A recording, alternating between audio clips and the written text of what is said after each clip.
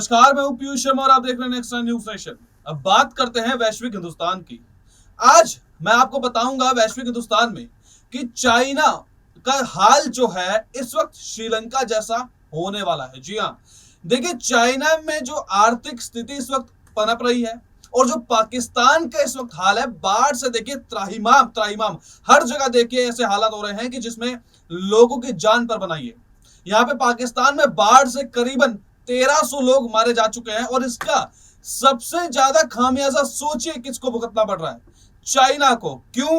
क्योंकि चाइना ने देखिए पाकिस्तान में $2 बिलियन से ज्यादा इन्वेस्ट कर रखा है। किसके लिए? सीपैक के थ्रू। तो इसमें जो इकोनॉमिक कॉरिडोर जो चाइना ने बनाया पाकिस्तान में, तो जो बाढ़ वाला इलाका है जिसमें बाढ़ आई है, जिसमें इंफ्रास्ट्रक्चर पूरा बर्बाद हो चुका है, तो वो एरिया ही सीपैक के अंदर आ जाता है। जी हाँ, तो इससे अंदाजा आप लगा सकते हैं कि जो चाइना है उसके $2 बिलियन सिरे से डूब गए हैं पानी में।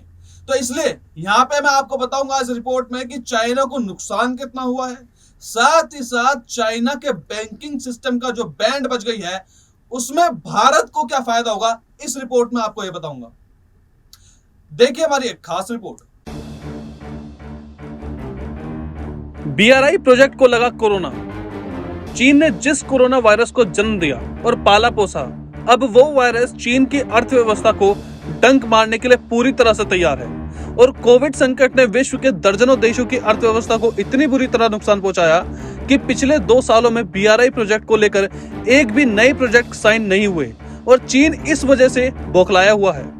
रिपोर्ट के मुताबिक पिछले 2 सालों से चीन ने बीआरआई प्रोजेक्ट के लिए एक भी तीसरा देश नया इन्वेस्टमेंट करने के लिए तैयार नहीं हुआ और अब श्रीलंका की दुर्गति देखकर कोई नया देश इस प्रोजेक्ट को साइन कर अपना मुंह भी नहीं जलाना चाहता।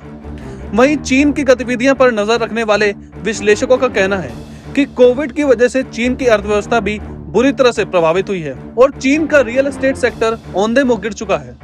लिहाजा चीन के पास देशों को लोन देने के लिए भी पैसे नहीं है ताकि बीआरआई को आगे बढ़ाया जाए। वहीं दर्जन भर देश ऐसे भी हैं जो अपनी चौपट हो चुकी अर्थव्यवस्था का हवाला देकर बीआरआई प्रोजेक्ट के पुनर्मूल्यांकन की बात कर रहे हैं। बांग्लादेश की चीन को 2 टूक। बांग्लादेश के वित्त मंत्री एचएम मुस्तफा कमाल ने सार्वजनिक रूप से श्रीलंका में आर्थिक संकट को बढ़ाने के लिए आर्थिक रूप से अक्षम चीन बीआरआई परियोजना को दोषी ठहराया। उन्होंने चेतावनी दी है कि विकासशील देशों को बीआरआई के माध्यम से अधिक ऋण लेने के बारे में 2 बार सोचना चाहिए, क्योंकि वैश्विक मुद्रास्फीति और धीमी गति से विकास ऋणग्रस्त उभरते बाजारों पर दबाव डालता है। मुस्तफा कमाल ने फाइनेंशियल टाइम्स को दिए गए एक इंटरव्यू में कहा कि हर कोई चीन को दोष दे रहा है और चीन इससे इनकार नहीं कर सकता। यह उनकी जिम्मेदारी है।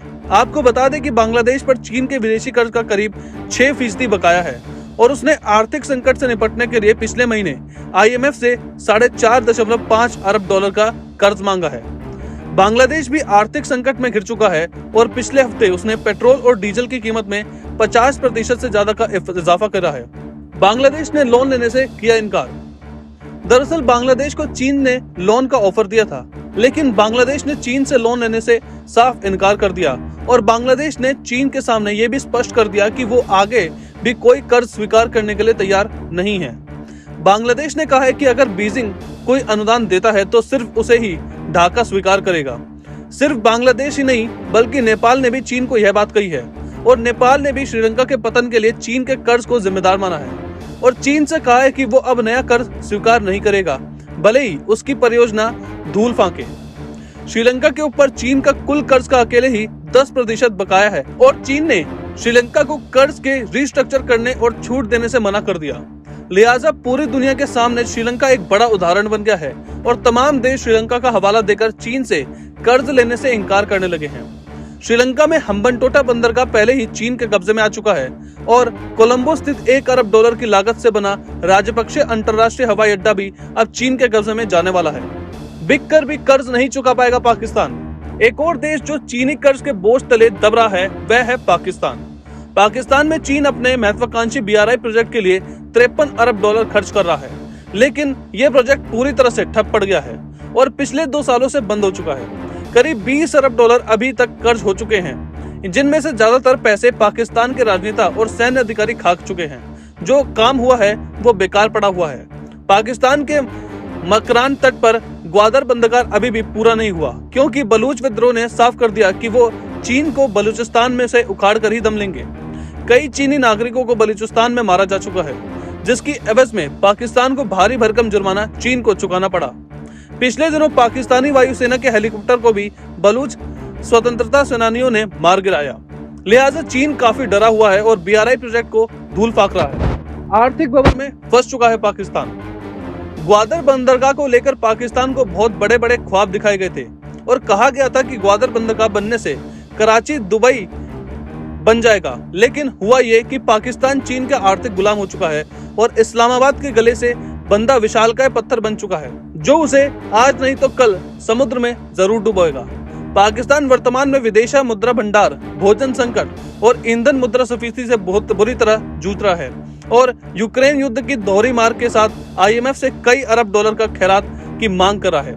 वास्तव में भारतीय उपमहाद्वीप में चीन की पैठ इस तरह बढ़ गई है कि नौकरशाही और मीडिया के साथ भी समझौता किया गया है और वे अपने ही देश के खिलाफ काम कर रहे हैं। चीन ने और कहां लगाए पैसे।